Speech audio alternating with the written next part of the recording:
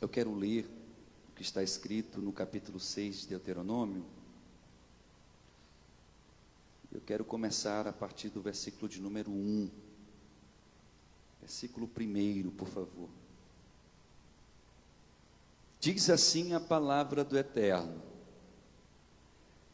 Estes, pois, são os mandamentos, os estatutos e os juízos que mandou o Senhor vosso Deus, para ensinar-vos, para que os cumprisseis na terra que passais a possuir, para que temas ao Senhor teu Deus, e guarde todos os seus estatutos e mandamentos, que eu te ordeno, tu e teu filho, e o filho de teu filho, todos os dias da tua vida, e que teus dias sejam prolongados.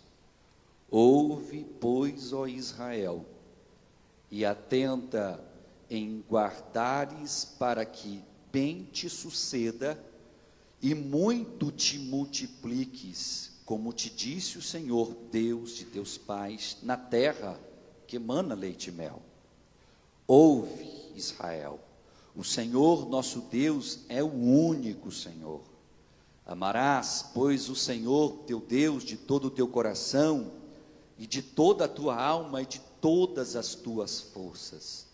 E estas palavras que hoje te ordeno estarão no teu coração. As ensinarás a teus filhos, delas falarás assentado em tua casa, e andando pelo caminho, e deitando-te e levantando-te.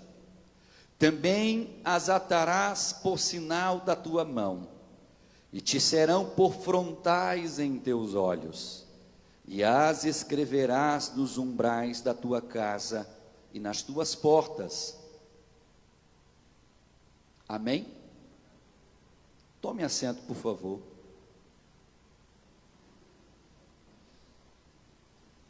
Eu quero nessa noite falar, Jorginho, da importância de nós educarmos os nossos filhos no caminho do Senhor. E para iniciar essa palavra, eu quero falar de algumas mudanças que aconteceram no mundo.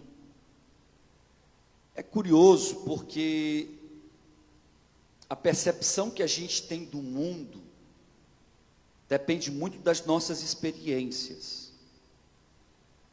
Uma pessoa mais velha, ela vai enxergar as mudanças com muito mais facilidade do que uma pessoa mais nova.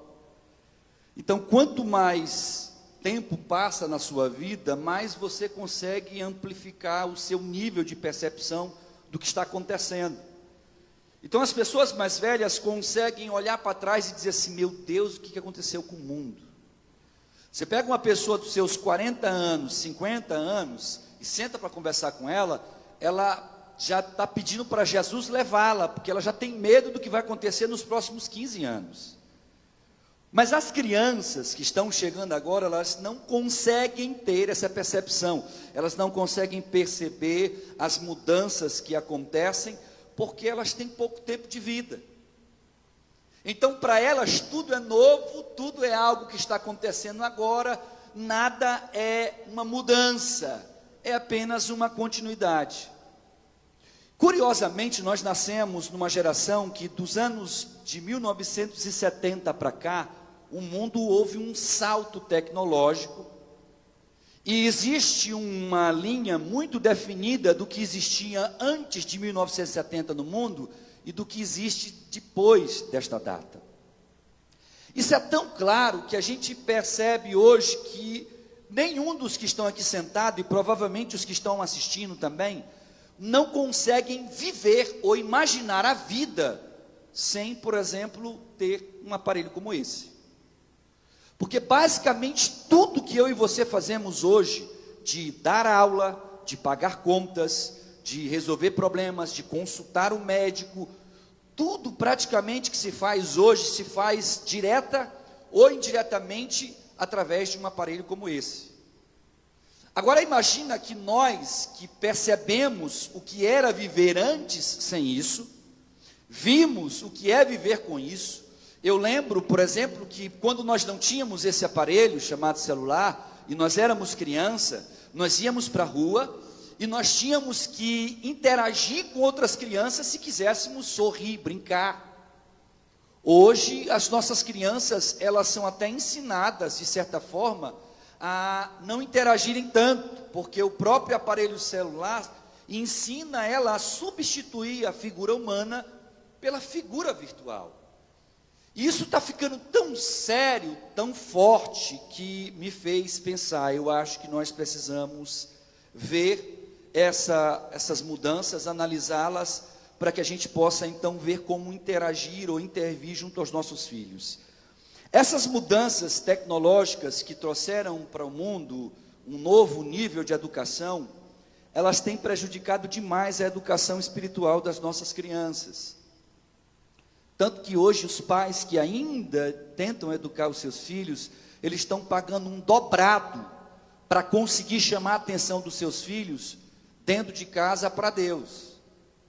E aí essa responsabilidade de que alguns jogam para dentro da igreja, ela precisa ser refeita e ser revista, porque a igreja não é mais capaz, escute o que eu estou lhe dizendo, a igreja, enquanto instituição eclesiástica, ela não é mais capaz, ela não consegue educar as crianças. Por que é isso que o senhor está falando, pastor? Que ela não é mais capaz? Porque ela pode até complementar algo que existe, mas formar e forjar não cabe à igreja, não é responsabilidade dela e ela não tem capacidade para isto. Cabe a nós que somos os pais. Quem está entendendo o que eu estou dizendo? Então, eu quero trabalhar nessas mudanças nessa noite, porque com esse contexto de mudança globalizada, aonde tudo ficou muito interconectado, e nós nos tornamos pessoas meio que conectadas umas às outras, apesar da distância, isso é tão forte, Robert, que eu estava percebendo que algumas ferramentas, como por exemplo no Facebook, no Instagram e quase todas essas outras redes sociais, você programa ela para que a geolocalização sua no planeta Terra seja analisado por um computador que tem inteligência artificial. Esse computador analisa outros celulares próximos a você, consulta estes celulares sem a permissão, às vezes, da pessoa, ver onde aquela pessoa está, e se essa pessoa for alguém conhecido, ou alguém que te segue, ou alguém que interage, ou já interagiu contigo, você recebe uma informação, naquele momento, de que perto de você, nas proximidades de onde você está, Joãozinho está, Mariazinha está, fulano está, para que vocês possam então interagir. Então você não tem mais liberdade nem para se esconder, porque se você tenta se esconder e o seu celular está programado para te mostrar onde você está, ele mostra para as pessoas ou mostra a sua localização facilmente. Isso é tão forte que eu descobri, por exemplo, que o programa chamado Google Maps, ele sem a sua permissão e sem a minha permissão, ele mantém uma linha histórica diária de todos os locais por onde eu e você passamos. Então, se você for lá no Google Maps e for lá em ferramentas e pesquisar lá histórico seu pessoal, ele vai te dizer o que você fez desde o primeiro dia que você teve celular. Ele vai dizer o tempo que você ficou naquele local, por onde você passou, de onde você veio, para onde você foi, isso a nível global. Então você não consegue se esconder mais, porque dependemos do aparelho para fazermos tudo. Eu passei esses últimos 2 dias no banco junto com o Robert. Tentaram hackear a minha conta, e como ela é cheia de bloqueios, a pessoa não conseguiu, mas automaticamente o Banco do Brasil bloqueou todas as contas que tinham alguma vinculação comigo, e como há pelo menos umas 5 contas, das quais no Banco do Brasil, direto ou indiretamente, eu administro, todas foram bloqueadas. Agora imagina o caos que é você bloquear 5 contas de instituições diferentes, que depende diretamente de você ou indiretamente do seu dedo, da sua posição, da sua forma de decidir. Então a sua vida é paralisada por um aparelho.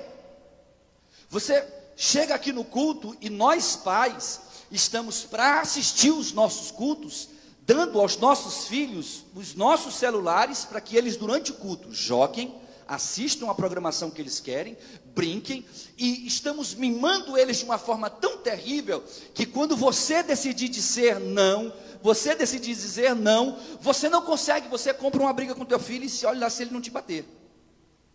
E essas mudanças, elas estão acontecendo diante dos nossos olhos, mas não são só as mudanças acontecendo para com as crianças de modo geral, que são as que são mais atacadas. Você pode ter certeza, filho, se você parar para jogar e assistir as coisas que o seu filho joga e que ele assiste, você não vai querer mais que ele jogue nem assista nada. É incrível como está diante dos nossos olhos, passando despercebido, e as nossas crianças estão crescendo distanciadas de Deus, e nós não estamos percebendo. Esta semana eu me peguei pensando nisso, Jorge. Então decidi meditar em um texto do qual eu e você e toda essa igreja pode rever, e para a glória de Deus e pela infinita misericórdia dele, nós podemos voltar e dar continuidade enquanto ainda podemos na educação dos nossos filhos. E quantos querem isso aqui? Diga glória a Deus em nome de Jesus. Essas mudanças não foram só a nível de crianças, e nem só no que envolve a tecnologia no mundo, mas as mudanças também alcançaram as nossas famílias. De certa forma, irmão, a família ainda continua sendo a base, pilar de toda a sociedade, ainda.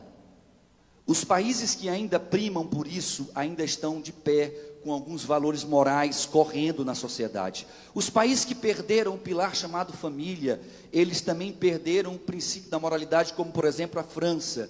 Você chega num país como a França, que luta contra a família, contra essa instituição, que do seu presidente aos demais dali que governam aquela nação, lutam e favorecem a promiscuidade. Você vê o caos que é a juventude francesa, o caos que está se transformando aquele país, um país de primeiro mundo, que está em guerra consigo mesmo, porque liberou tanta coisa e permitiu tanto, foi tão permissivo nas suas ações relacionadas à família, e essas mudanças estragaram de uma tal forma, que há quem diga, é uma espiral inversível, que não tem como reverter, irreversível.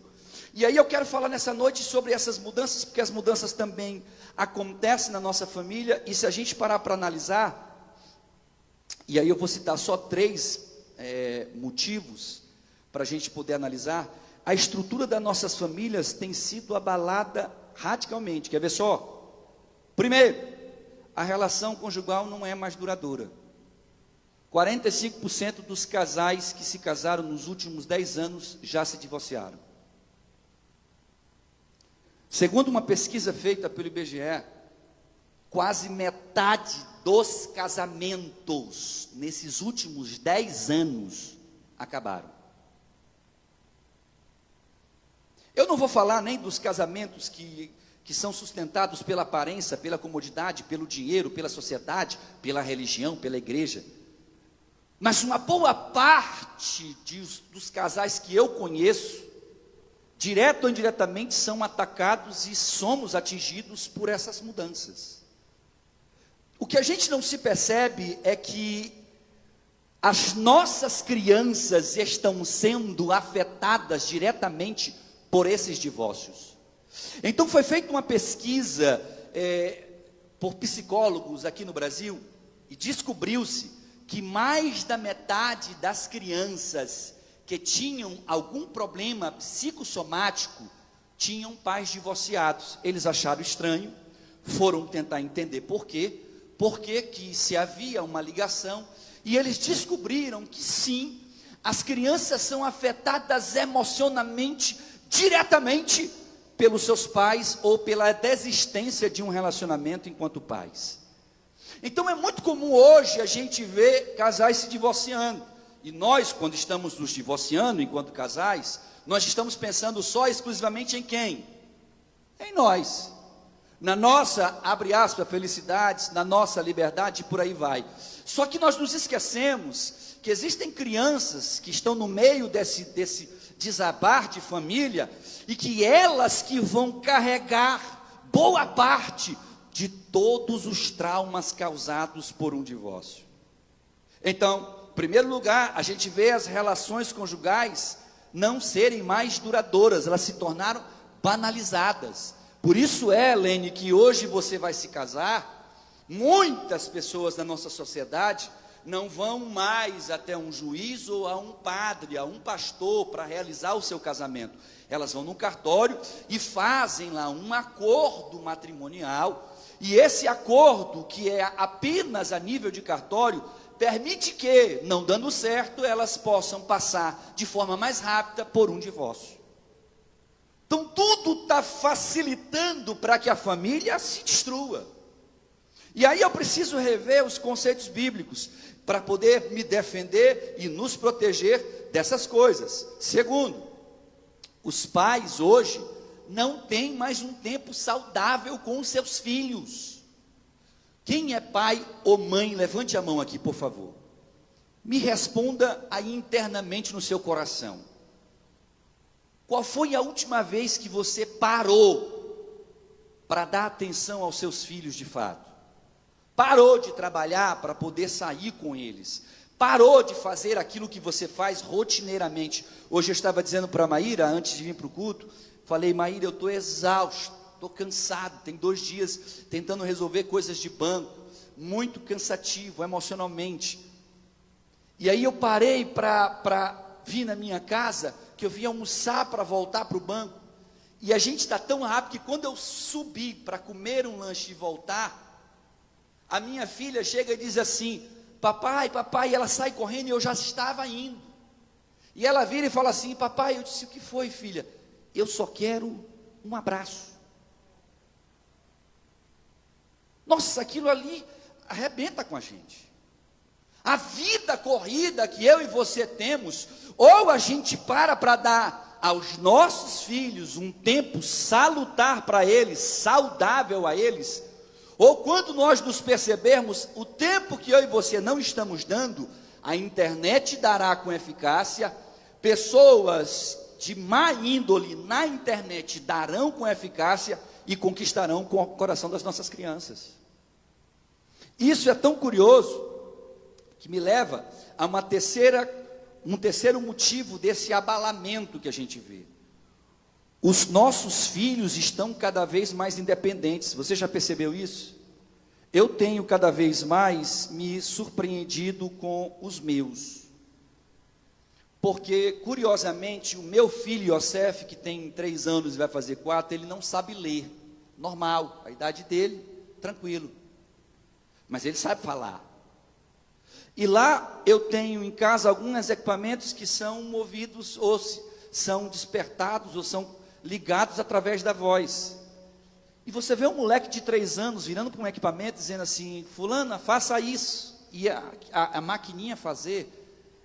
Você vê uma criança pegando um celular e ela não sabe escrever, mas ela diz assim: alô Google, e o Google responde, ele diz assim: abra Lucas Neto.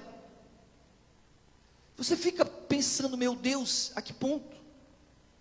Eu vejo minha filha chegar numa televisão que eu comprei, cheia de botão, cheia de beribélia, cheia de coisa. Eu nunca parei nem para ver as coisas que a televisão do meu quarto, ela me oferece. Mas eu, outro dia, fui tentar ligar lá na Netflix e fui procurar como é que fazia para colocar lá, para aparecer a legenda, e eu ouvi o áudio em inglês. E eu fiquei: rapaz, onde é que vai? E eu não sei. E ela me olhando serinha, braba, já balançando o pé, porque eu não pedi ajuda. Ela disse: com licença. Eu olhei para uma guria de 7 anos me pedindo com licença. Ela pega da minha mão, parece que ela imita a gente, né? Porque eu acho que eu faria a mesma coisa. Sarcasticamente pega ali da minha mão o controle, aponta para a televisão, dá 2 cliques naquele controle e diz: o senhor está satisfeito? E está lá o filme aparecendo com áudio em inglês e a legenda para eu poder ler. Então você vê como essas crianças de hoje estão avançando anos-luz, e a gente não se percebe que elas estão se tornando cada vez mais independentes. E essa não é uma coisa boa, porque quando elas se tornam independentes, você pode ter certeza, elas vão queimar etapas. E uma criança, quando ela queima etapas, saiba disso. Dentro da psicologia a gente estuda isso. Se você queima uma etapa da sua vida, em algum momento a vida vai te cobrar para viver aquela etapa. Não tem para onde. Eu me casei muito novo, Maíra também. Queimamos a nossa juventude, queimamos final da nossa adolescência, a nossa juventude. E quando já adultos, queríamos viver como jovens. E o que aconteceu? Problema no casamento. Porque o jovem, ele não tem responsabilidade. O jovem, ele não tem noção do que aquilo pode gerar de consequência. Um jovem, ele não pensa antes de agir. Agora, quando você tem esses requisitos ruins dentro de um casamento, o casamento vira um caos. Porque como jovem você quer sair e agir como se fosse um solteiro, quando você não é. Aí você quer agir como se fosse alguém, porque você queimou uma etapa. Eu conheço um senhor de 60 e poucos anos, que tem muito dinheiro e é muito rico, e ele é cheio de brinquedos.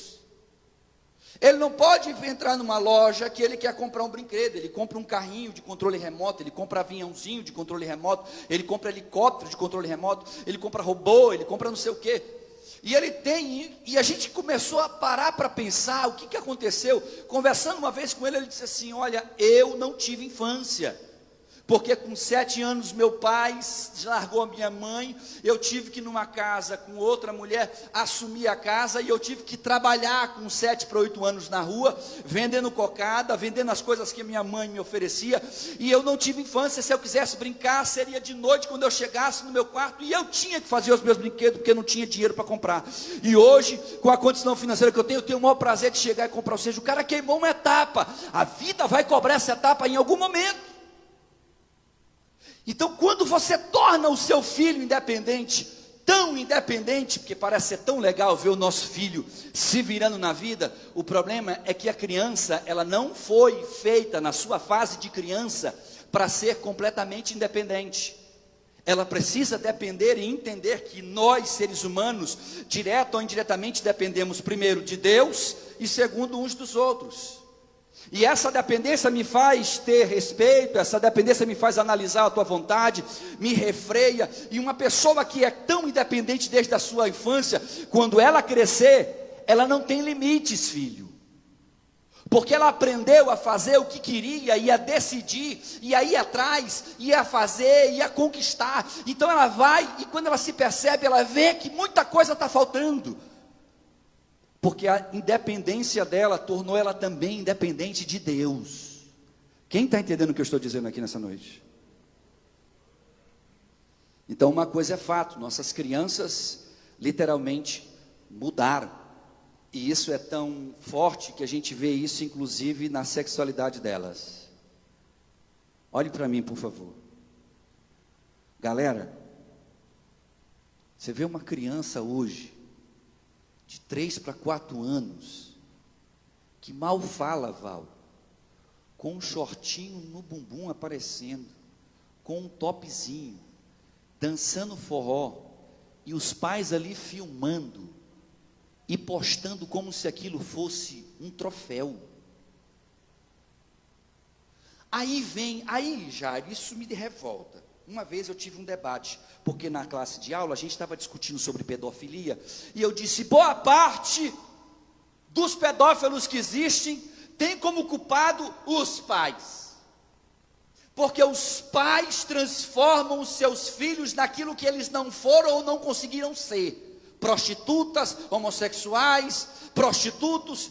Então incorporam na vida de uma criança a imagem que talvez dentro desses adultos ficou ali escondido durante muitos anos. Então eu não consegui ser aquilo ou ter a liberdade que eu queria, minha filha vai ter. Então minha filha desde cedo tem brinco, minha filha desde cedo veste o que quer, minha filha se penteia, minha filha isso, minha filha aquilo outro. E a criança que é criança começa a ser assediada por pedófilos, por homens mais velhos, por adultos, por jovens e por adolescentes. E aí vem um pai da vida revoltado, porque alguém assediou a filha. Você vai ver como é que é a filha anda como se fosse uma piriguete.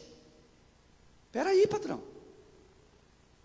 Essas mudanças são tão sérias que a sexualidade das nossas crianças está sendo aguçada, elas ainda crianças.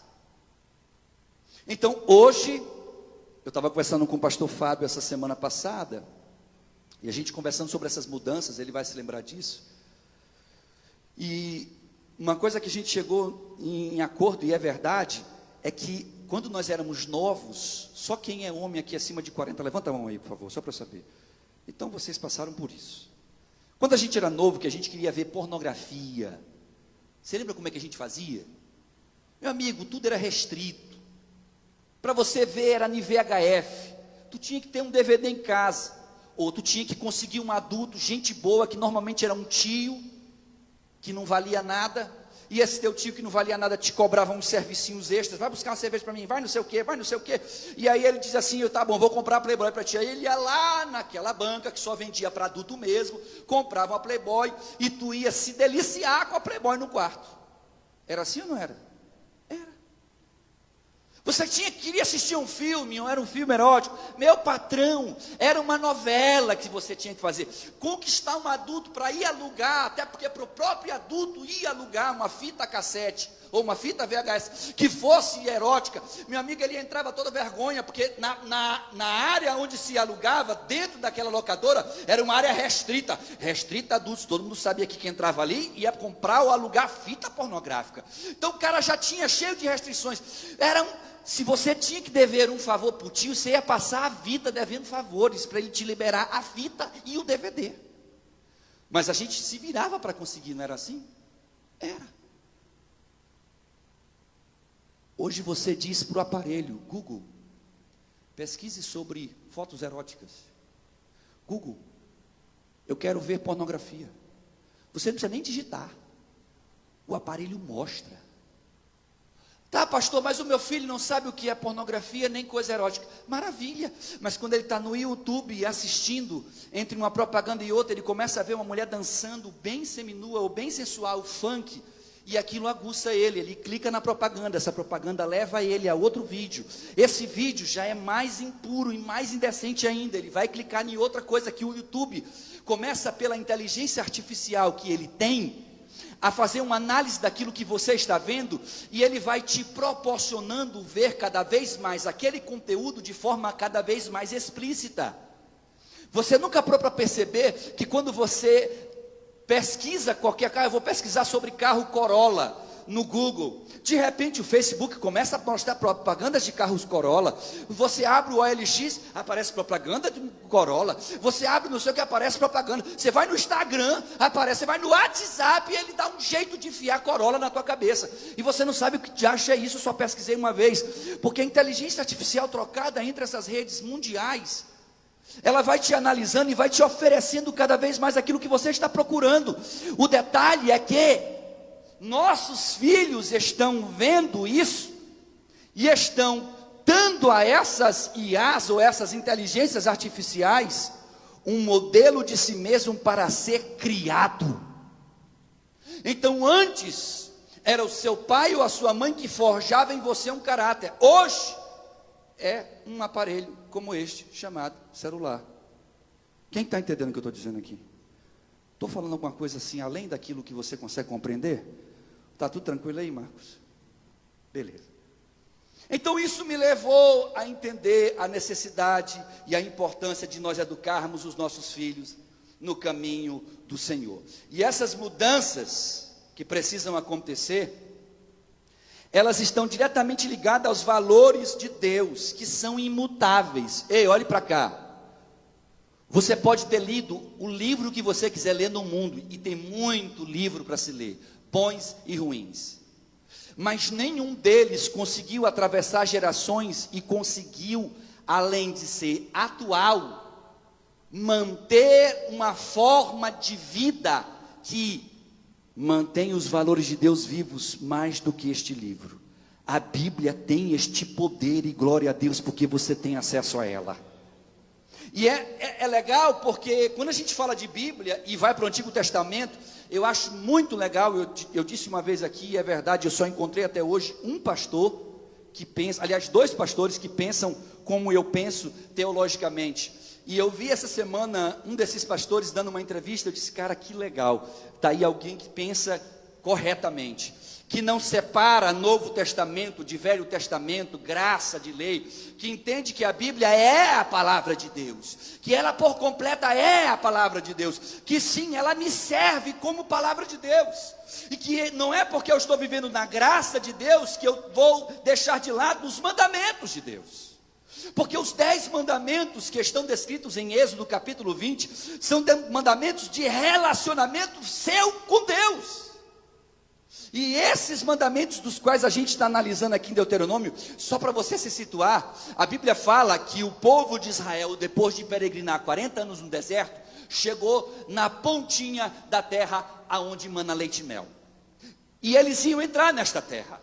E antes de entrarem nesta terra, Deus chama todo mundo no deserto e diz assim, pera, vocês agora vão ter uma vida nova, vocês agora vão viver uma vida nova, agora vocês vão se estabelecer no local, vocês vão agora comandar uma região e construírem nesta região. Então eu preciso dar a vocês caminhos por onde devem seguir. Quando chega na altura do capítulo 6, Deus, que é muito sábio, diz assim, agora eu quero falar com os pais. E aí ele dá a Moisés uma lei que eu quero compartilhar com você, apenas 4 coisinhas rápidas, que a gente vai hoje aprender, olhando para a palavra. Por isso eu peço que, se você fechou, abra em Deuteronômio capítulo 6, Deuteronômio capítulo 6, eu sempre ouço, Wilson, as pessoas dizerem que os mandamentos de Deus são muito difíceis e pesados. Quem já ouviu isso aqui além de mim? É pesado, pastor. Mas o apóstolo João, quando ele escreve a sua primeira carta, ele diz no capítulo 5, no versículo 3, o seguinte, escute, ouça. Porque este é o amor de Deus. Qual? 2 pontos. Que guardemos os seus mandamentos, pois os seus mandamentos não são pesados. Então, dizer que é difícil, que não dá, que é muito complicado viver a palavra, né? Não, querido, porque não é pesado. Até porque os mandamentos e os estatutos de Deus, eles foram criados para que eu e você tenhamos um norte na nossa vida, tenhamos um rumo na nossa vida. Isso vale para adulto, criança, velho, não importa, idoso, todos nós. E aí, eu quero, em Deuteronômio no capítulo 1, capítulo 6, eu quero ler uma coisa com vocês, porque eu achei tão interessante, eu quero dividir com vocês aquilo que a gente aprende. Lendo o capítulo 6 e o versículo 1, diz assim: estes, pois, são os mandamentos, os estatutos e os juízos que mandou o Senhor vosso Deus para ensinar-vos, para que os cumprisseis na terra a que passais a possuir, para que temas ao Senhor teu Deus, guarde todos os seus estatutos e mandamentos que eu te ordeno, tu, quem mais? Teu filho, quem mais? Filho do teu filho, quem mais? Todos os... E Jorge, a ideia de Deus é que eu consiga alcançar a minha segunda geração, e nesta segunda geração, o que eu ensinei à primeira, chegue nela. A ideia é que, se eu fui eficaz, os meus filhos ensinarão os filhos deles, e estes filhos deles provavelmente ensinarão os outros filhos. Quando a Bíblia nos ensina isso, vem a primeira coisa que eu quero compartilhar com você, que seriam atitudes que eu e você temos que ter, se nós queremos de fato que os nossos filhos tenham uma vida bem sucedida com Deus. Primeiro, nós temos, e essa é a mais difícil de todas, que viver aquilo que ensinamos aos nossos filhos. Ou coisa difícil. Veja se não é difícil. Porque dentro da igreja, a gente faz assim, Marcos 2 ou 3, a gente faz assim. A gente lá na porta, normalmente é na porta mesmo, viu, irmãos? O irmão vem com a esposa no carro, brigando, às vezes até se xingando, e os filhos estão atrás, ouvindo, coçando a cabeça. Quando chegou na porta, cada um, antes de descer do carro, veste a cara de crente, sorrisão no rosto, Bíblia debaixo do braço. Quem é músico pega seu instrumento musical, quem é cantor, quem é pregador, e por aí vai. E aí veste, sorrisão, pega na mão daquela amada que você vinha brigando, entra com ela amando, e ainda diz para o porteiro: Paz do Senhor, meu irmão, paz do Senhor, minha irmã, paz do Senhor, está tudo bem? Está tudo maravilhoso. Assiste o culto ali, feliz, sorri, canta, pula, sapateia, fala em línguas, saiu do carro, entrou no carro, é uma coisa incrível. Entrou no carro, ele tira, a outra tira, abre o zíper, aí sai uma pessoa real de dentro, e vão andar até em casa sem se falar, porque estavam brigados antes do culto. E no meio desse negócio, Jairo, quem é que está vendo? Os filhos. Você já imaginou você ter um filho, seu filho virar para você na área e dizer assim: mamãe, quando eu crescer eu não quero ser crente não. Por quê, filha? Eu não, eu fico olhando vocês, quero não. Você já imaginou, Jorginho, um filho nosso chegar para a gente e falar assim: olha, quando eu crescer, que eu puder bater asas, tudo que eu quero na vida é não ser um crente, porque eu vejo como os crentes são. Então, a Bíblia diz no versículo 1, que estes são os mandamentos, estatutos e juízos que mandou o Senhor vosso Deus para ensinar. E ele diz de forma muito clara: eu tenho que ensinar a minha primeira geração, e este ensino tem que chegar aonde? Na segunda geração. Então a gente começa a ver algumas coisas, e assim, a primeira delas, não dá para fugir dessa responsabilidade, Jair. Irmão Rosário, não dá para a gente. Sabe o que a gente está fazendo? A gente está atribuindo a escola e a igreja. Sabe o que eu descobri depois que eu passei a ser, com Maíra, o proprietário do Instituto Vivendo em Cristo e fundador dele? Descobri uma coisa interessante. Muitos dos pais que aqui têm seus filhos, eles não são crentes. Alguns são até colegas aqui do bonde do 40. Os caras são doidão, mata, rouba, faz doidice. Mas os seus filhos, eles querem que... Estava tendo um movimento aqui na porta, na esquina da igreja. Todo dia a malucada vinha para ali fumar, trocar, se drogar. Um pai daqui, que comanda o bonde, que é um desses torres, chegou lá metendo o bicho e dizendo: se continuar aqui eu vou apagar todo mundo, vaza. Os caras devem ter olhado para ele e perguntado assim: mas por que, cara, tu é comandante da gente? Porque meu filho estuda ali. Aí eu fiquei pensando e analisando, disse: gente, que curioso. Nós queremos que as escolas cristãs e as igrejas façam, sabe o quê? O nosso papel. Você acha que funciona isso? Seja sincero. Você acha que isso vai funcionar?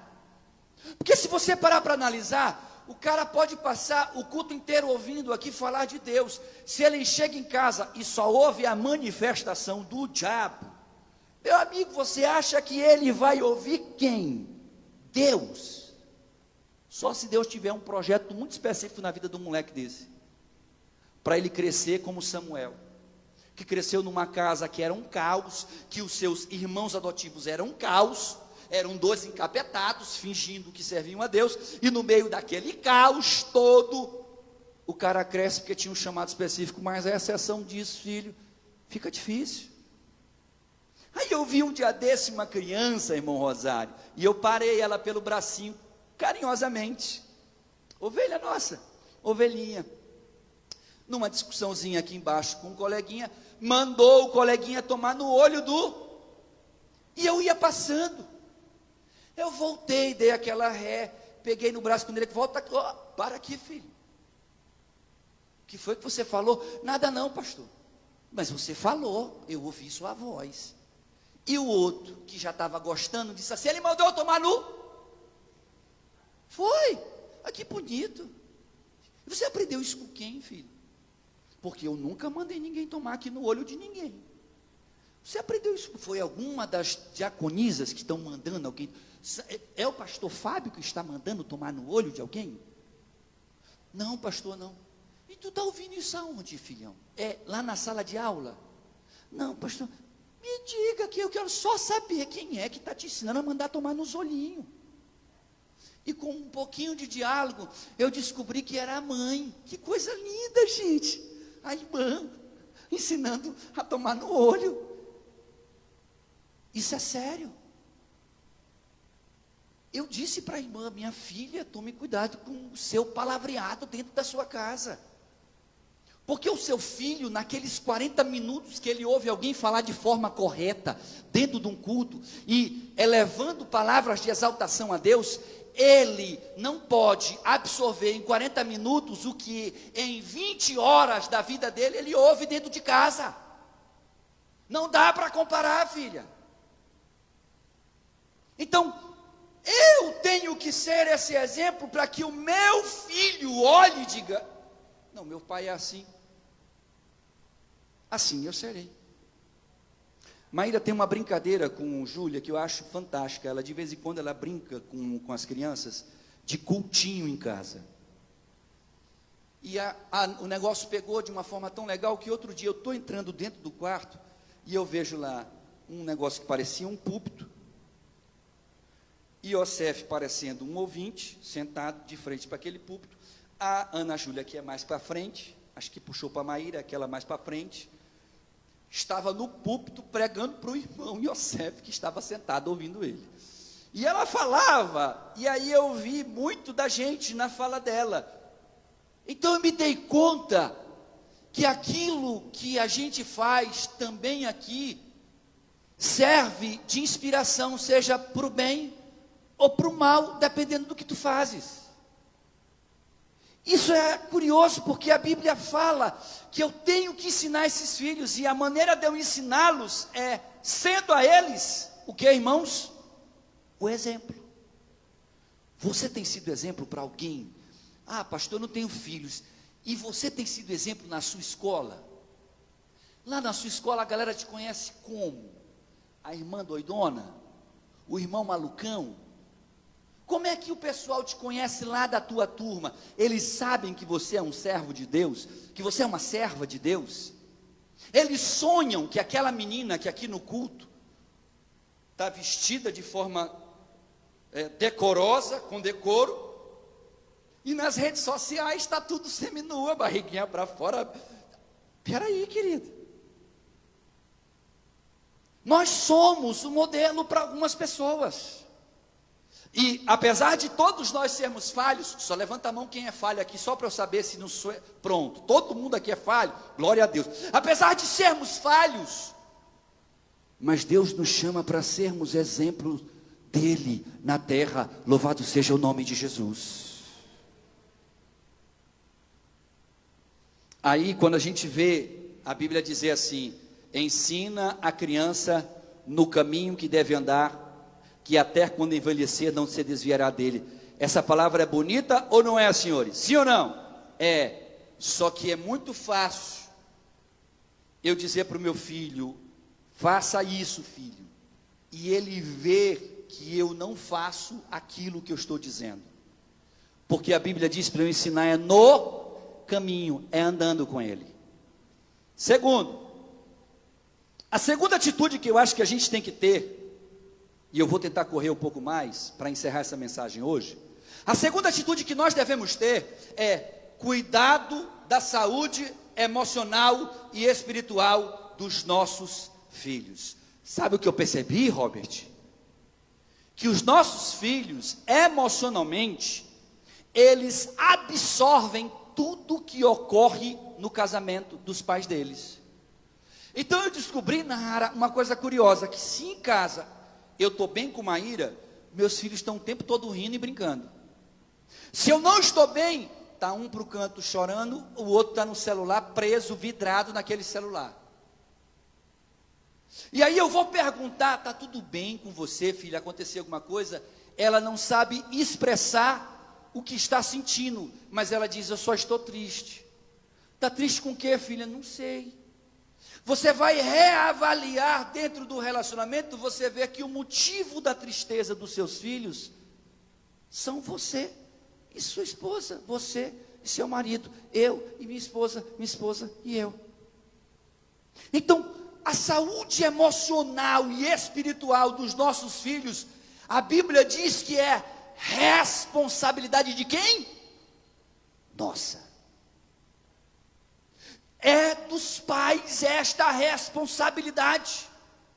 Então, se eu quero que os meus filhos tenham saúde espiritual, eu preciso ter o que também?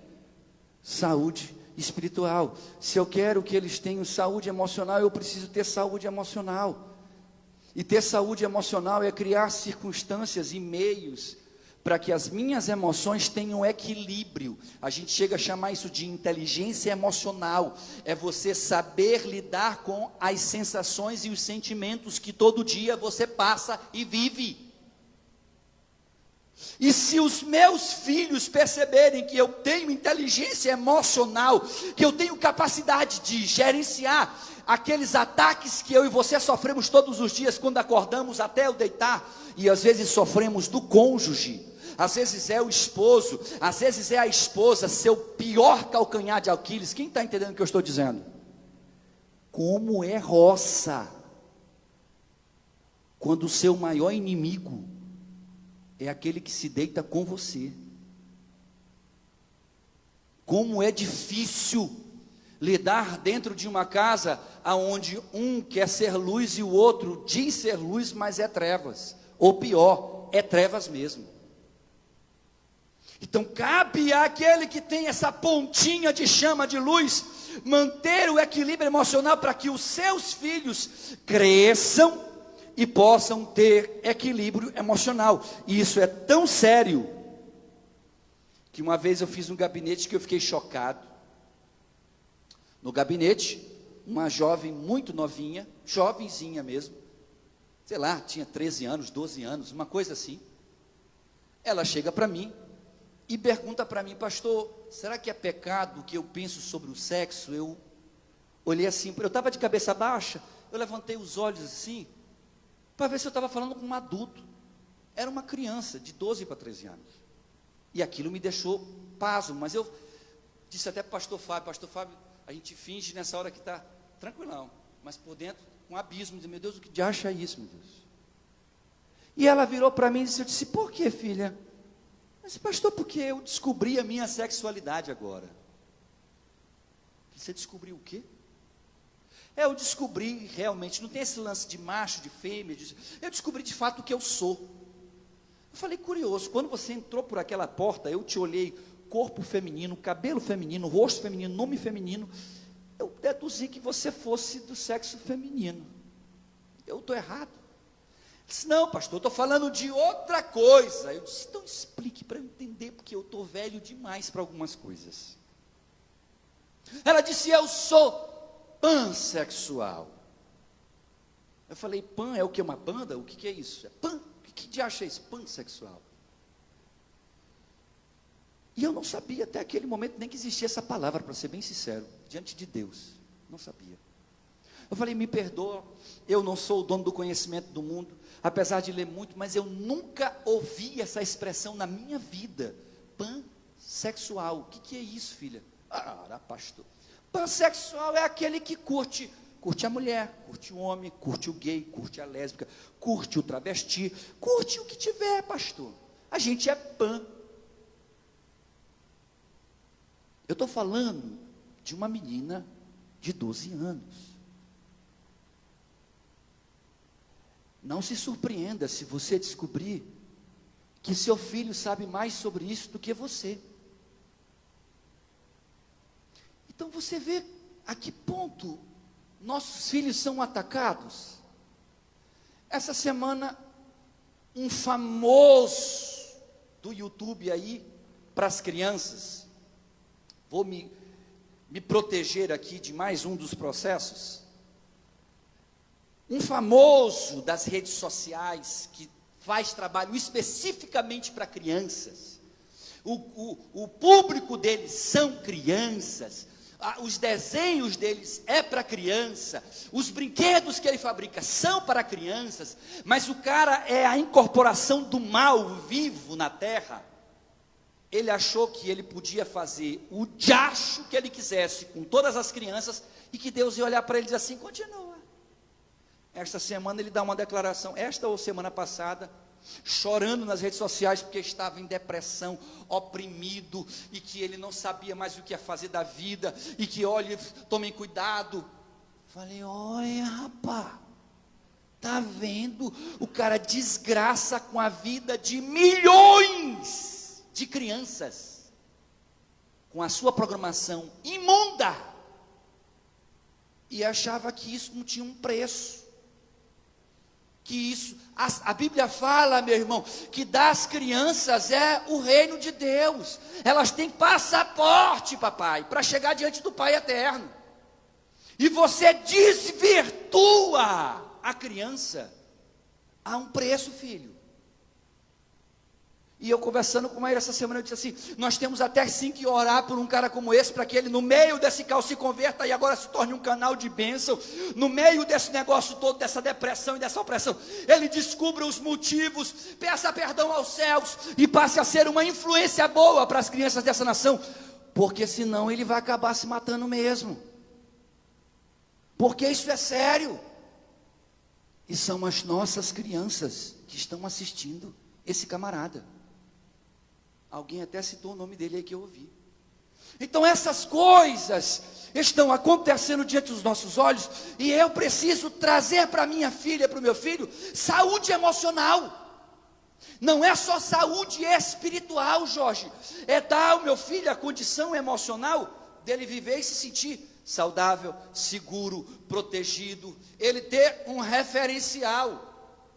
Então quando, eu acho tão legal isso, agora há pouco meu filho chegou do hospital com essa gripe, essa doidice toda que está todo mundo pegando, agora todo mundo por um lado é uma gripe do cão mesmo. Meu filho chega do hospital com a medicação, e Maíra disse assim, vou aplicar, ele não aceitou, ela desce com ele e diz assim, eu vim dar para você aplicar, porque só você que aplica.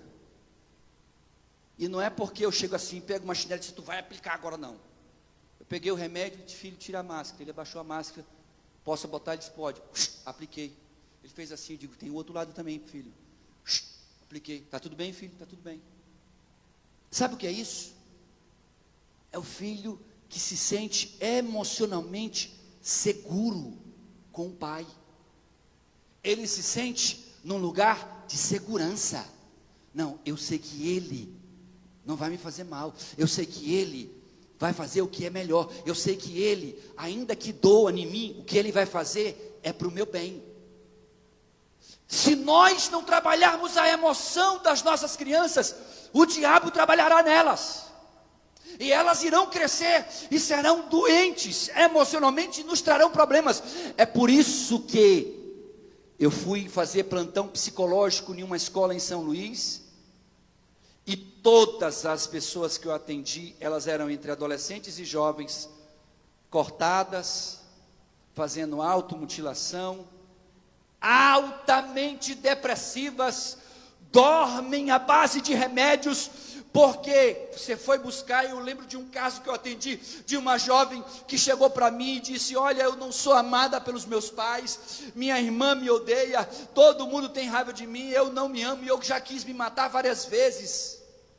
Eu perguntei para ela, como era a sua relação com a sua irmã? Ela é mais velha? É mais velha. Quantos anos mais velha? Ela é mais ou menos uns 6 anos mais velha. Como é que era quando vocês eram crianças?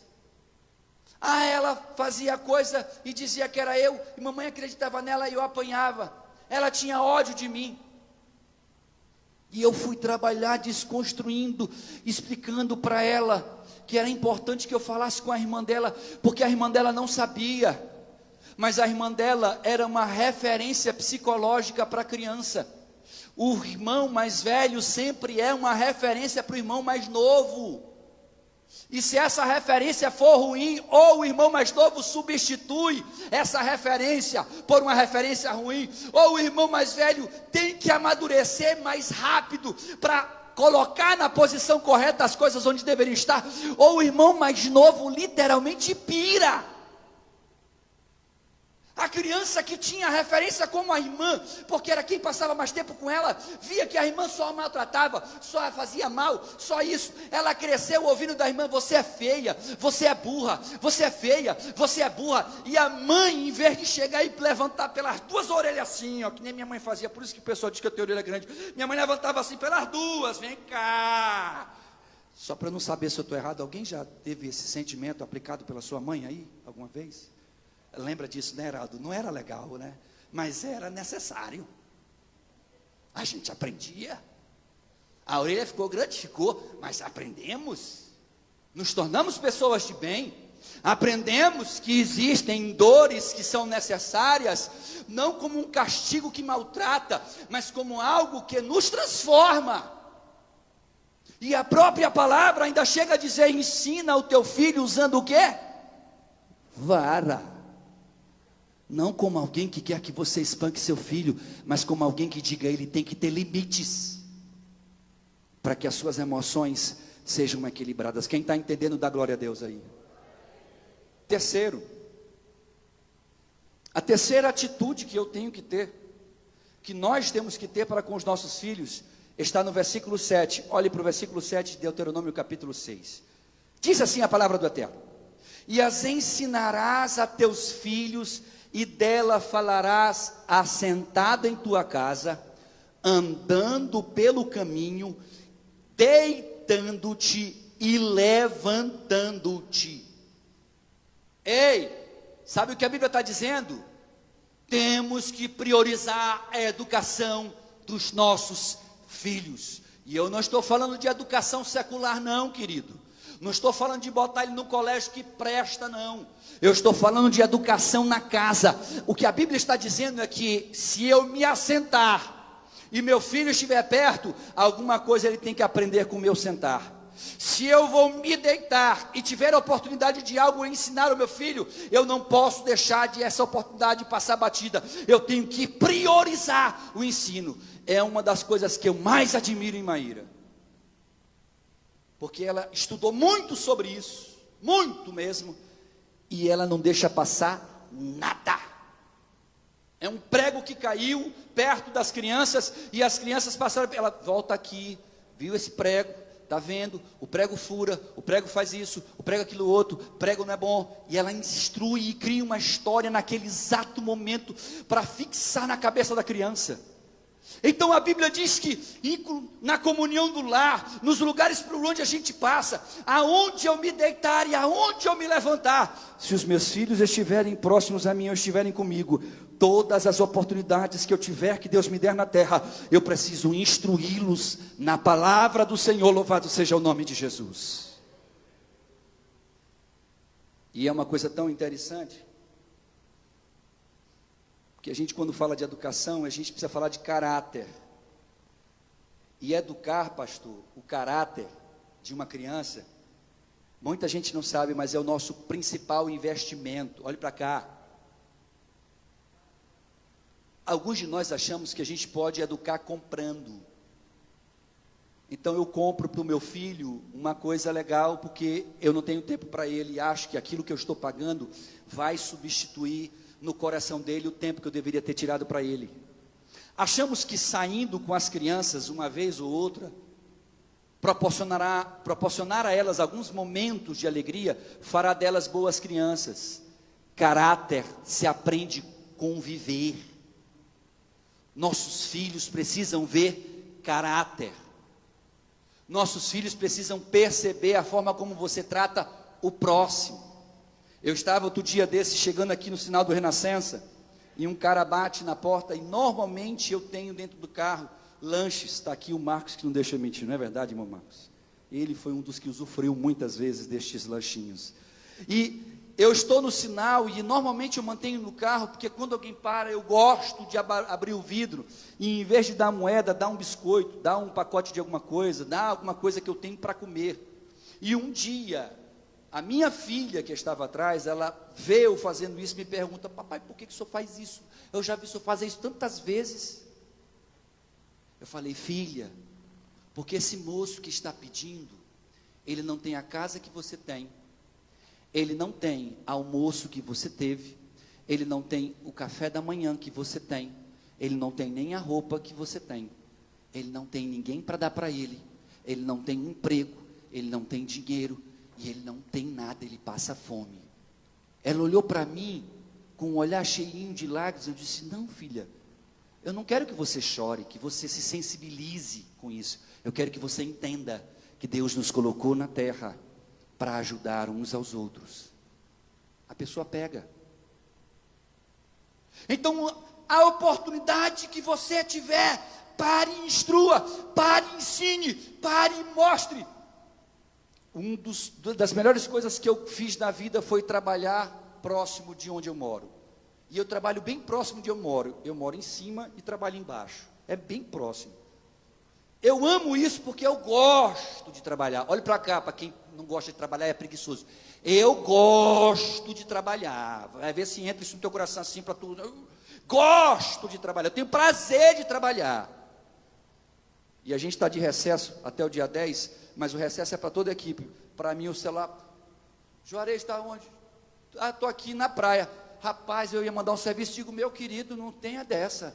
3 horas eu estou aí pegando o serviço. Saindo da praia eu passei para pegar, não vamos deixar esse negócio para lá. Não, rapaz, eu espero dia 10. Que esperar dia 10, doutor? Doutor, eu estou aí 3 horas da tarde pegando essa moldagem para fazermos o seu trabalho. E um funcionário chegou para mim, rapaz, tu vai mesmo? Eu digo, se eu vou, meu patrão, trabalhar é bom demais, porque trabalhar dignifica o homem, trabalhar dá condições ao homem, e trabalhar faz você ter um negócio que o mundo só gira com ele. O que é mesmo, irmão? Dinheiro. Aí eu quero dizer o que Salomão dizia, preguiçoso vai ter com a formiga, aprende com ela. E aí, querido, quando eu fui passar por essa mudança, uma das coisas mais lindas que eu sempre quis era trabalhar próximo, porque como eu gosto de trabalhar, às vezes eu trabalho até tarde da noite, eu saio daqui, vou para lá e vou trabalhar, e gosto. Meus filhos descem, porque Maíra dorme cedo, dá 8, 9 horas ela está na cama, se ela não estiver aqui, agora ela já deve estar dormindo. Ela dorme cedo. Meus filhos só dormem tarde, só dormem na hora que eu vou dormir todos os dias, desde quando eles nasceram. Se eu dormir 2 horas da manhã, eles ficam até 2 da manhã. Se eu dormir 3 horas da manhã, eu não estou dizendo que isso é bom não, eu queria que eles pudessem dormir 8, mas eles não dormem. Então eles descem, e aí eles começam, e conversam, e param. Quando eu me dou conta, eu paro de trabalhar, para dar atenção a eles, brincar com eles, explicar o que eles estão mexendo. E criança é curiosa, criança quer ver, criança quer pegar, criança pega aqueles instrumentais lá no meu laboratório, e quer mexer, filho, não mexe nisso, que isso aí não vai dar certo, vai prejudicar o papai, e coisas assim do tipo. Mas você precisa parar, para poder priorizar os seus filhos. Quem está entendendo o que eu estou dizendo? Ainda dá tempo. Quando eles crescerem, ficam varas, meu patrão, que não se dobram mais. Aí você vai querer dobrar, só dobra quebrando. E sabe como a vida quebra os nossos filhos? Ela quebra muitas vezes, levando eles para dentro de uma cadeia, levando eles para o crime. É assim que a vida é. Por isso ensina o teu filho no caminho que ele deve andar. É de manhã, é de tarde, de noite, tem oportunidade, pare e fale de Jesus. Você está entendendo? Diga amém. Para encerrarmos, a quarta e última coisa que eu entendo nesse texto, está no versículo 8. Olhe para o versículo 8, não custa nada. O versículo 8 diz assim: também atarás por sinal na tua mão, e te terão por frontais entre os teus olhos, e as escreverás nos umbrais da tua casa e nas tuas portas o que... Olhe para cá. Você sabe qual é a quarta atitude que a gente tem que ter com os nossos guris, Jorginho? A gente tem que ser criativo, papai. Tem que usar de criatividade. Quem já viu um judeu na televisão, ou mesmo de perto, com uma fita preta no braço, uma caixinha nesse músculo aqui, e uma caixinha preta na cabeça assim? Quem já viu isso? Levanta a mão, por favor, só para saber. Jorge, já... Não. Isso chama-se tefilim. Sabe o que esse texto está dizendo? Deus estava instruindo os pais a usarem de forma criativa para os seus filhos guardarem a palavra de Deus. Os judeus tiveram a sacada, vamos viver esse texto mesmo fidedignamente. Eles pegaram couro de boi, amarram no braço, colocam uma caixinha, pegando parte desse couro de boi. Dentro dessa caixinha eles colocam o texto da palavra de Deus. Outra caixinha vem pelo pescoço e amarra na cabeça e fica bem aqui na fronte, bem na fronte, na parte frontal da cabeça da criança. E ela, desde criança, ela decora o que está dentro da caixinha. Para quê? Para que todos os dias ela se lembre que a Bíblia diz: amarás o Senhor teu Deus de todo o teu coração, de toda a tua alma e de toda a tua força. Então quando ela olha para aquilo amarrado no pai, olha a caixinha no músculo, olha a caixinha na cabeça, a criança cresce olhando para o pai. Todo dia quando ele vai orar lendo a Torá, ou aquilo que você chama de Antigo Testamento, e ele faz uma força lendo aquilo ali, segurando, que você vê o muque dele. É muque? Isso aqui? Esse muque, o músculo aqui do braço, você vê o músculo do braço chega tinindo de força que o cara está botando. O filho cresce e diz assim: papai, o que é isso?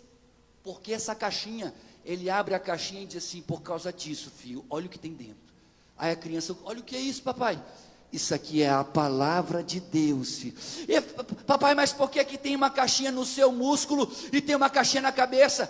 Porque a Bíblia diz, filho, que o Senhor é a minha força. E por que está na cabeça? Para que a minha cabeça é onde rege todo o meu corpo. Os pensamentos surgem aqui, e é para eu lembrar todos os dias de que eu tenho que amar o Deus dos céus, o Deus Adonai, o Deus de Israel. Louvado seja o nome de Jesus. Você sabe por outra coisa criativa que os judeus fizeram? Eles criaram uma coisa chamada kippá, que a criança, desde quando ela começa a andar, tem que usar na cabeça um chapeuzinho. E um dia a criança chega para o pai e diz: papai, por que a gente usa isso? O pai diz assim: filho, toda vez que você botar a mão na cabeça e sentir esse kippá, lembre-se, acima de nós há um Deus que nos vê a todo momento. A criança cresce atenta que Deus está olhando para ela. Então quando aparece um bandido ou um coleguinha fazendo mal, ou incentivando ela a fazer o mal, ela bota a mão na cabeça para coçar, ela lembra, aí ela vai dizer assim: eu não posso. Por que você não pode? Porque Deus está me olhando o tudo e a todo tempo. Aleluia. Existe uma coisa que toda casa de judeu na porta de entrada tem, chama-se mezuzá. Se você for em Israel um dia, ou numa casa de judeu, bem na porta, bem no portal da porta, tem uma plaquinha virada, inclinada, e o judeu, quando sai de casa, toca nela e fala uma palavra. Entra dentro de casa, toca nela de novo e fala uma palavra.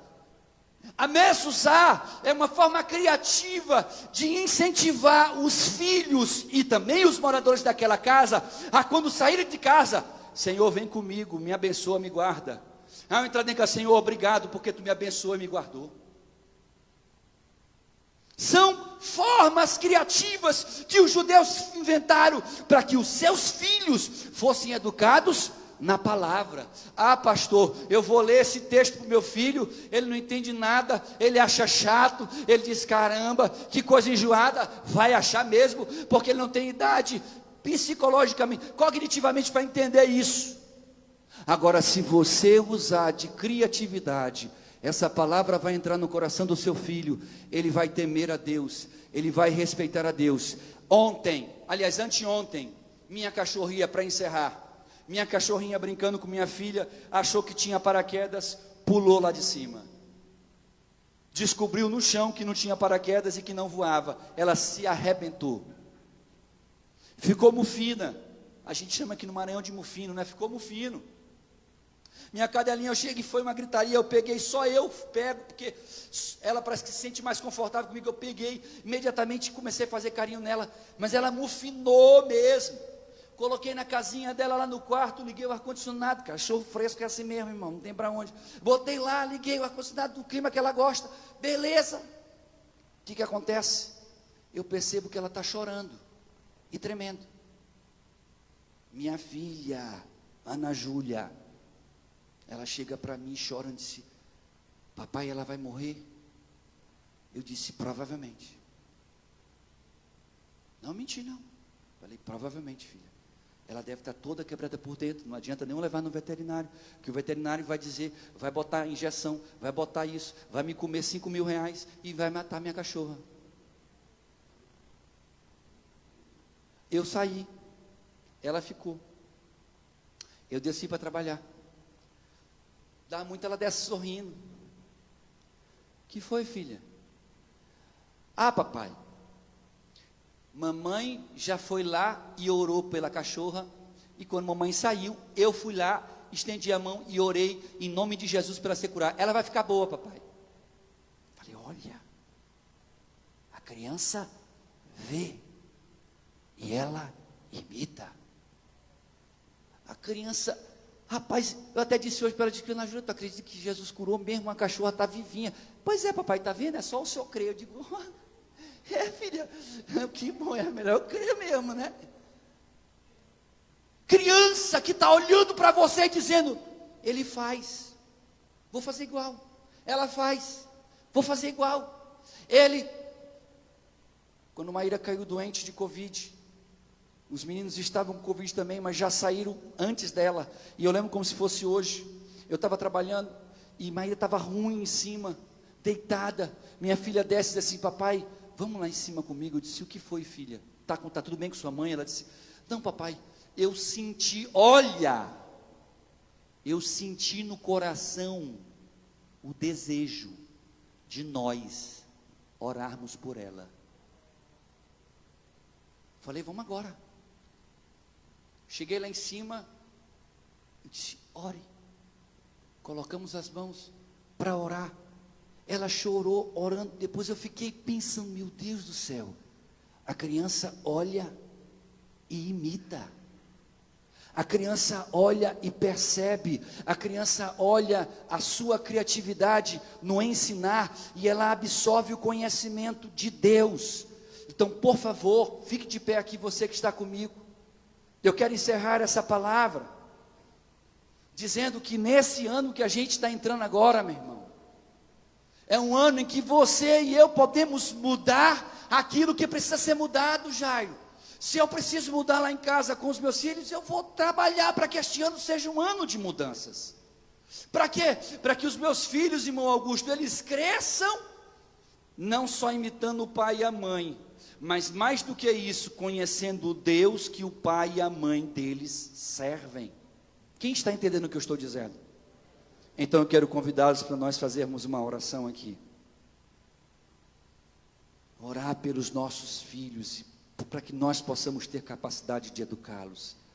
Pastor, e eu, pastor, que já tenho filho grande, que já enraizou o problema, e eu, pastor, que aquele filho já agora não quer mais saber de Jesus. E eu, pastor, aquele filho que agora já aprendeu tudo de errado que eu fiz, ele já viu, já percebeu e joga na minha cara, quem é você, quem é isso? Se você é um filho, tome cuidado quando você levanta o dedo ou a voz para seus pais.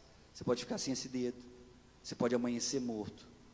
A Bíblia diz que os nossos dias, eles se prolongam na terra se nós honramos os pais, mas se o desonramos, a Bíblia diz que Deus corta a nossa longevidade, Ele corta os nossos dias na terra.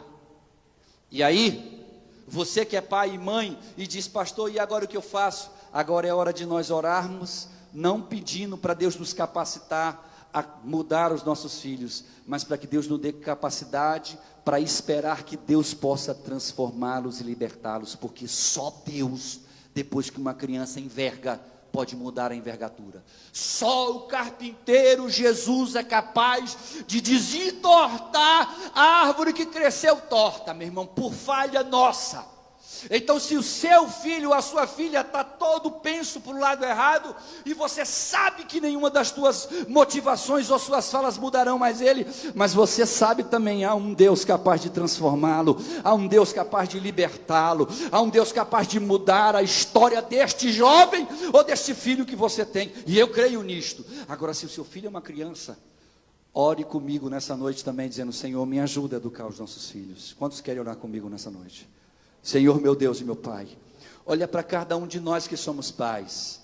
Meu Deus, eu te peço em nome de Jesus, nos capacita a cuidar, a dar o tempo, a ensinar os nossos filhos o caminho que eles devem andar. Nos instrui, Senhor, através do Teu Espírito Santo, a fazermos aquilo que é certo, a fazermos aquilo que é correto, a sermos um exemplo, meu Deus, para os nossos filhos, sejam nas falas, sejam nas ações, que eles possam olhar em nós algo que os inspire a fazer a Tua vontade nesta terra, a despeito dos nossos erros e das nossas falhas. Nos ensina, Senhor, mesmo assim a sermos humildes o suficiente para dizermos aos nossos filhos que a despeito do erro, há um Deus que perdoa, há um Deus que transforma, há um Deus que liberta, há um Deus que cura, há um Deus que é poderoso, há um Deus que é amoroso, há um Deus que mandou o seu Filho para morrer por nós, e que destas crianças há um reino que as aguarda.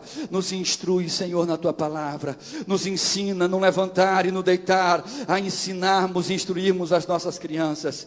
Meu Deus, eu te peço por aqueles pais que têm filhos adultos, Senhor, eu te peço, Senhor, não deixa que a fé dos teus filhos, meu Deus, venha enfraquecer, mas fortalece a esperança e a fé de que Tu és um Deus que pode salvar, libertar e transformar, não importa quem seja, e aonde nós erramos como pais, nos perdoa e nos corrige também para a Tua glória. Agora eu peço a Tua bênção, Senhor, sobre as nossas vidas e sobre todos aqueles que estiverem nos assistindo onde quer que estejam. Assim, Senhor, em nome de Jesus te oramos e em nome de Jesus te agradecemos. Que a graça do Senhor Jesus Cristo, o amor de Deus, a comunhão e as consolações do Espírito de Deus seja com todos hoje e sempre. Diga amém, aplauda Jesus. E lembre-se, é importante educar os nossos filhos no caminho do Senhor. Deus em Cristo abençoe a todos.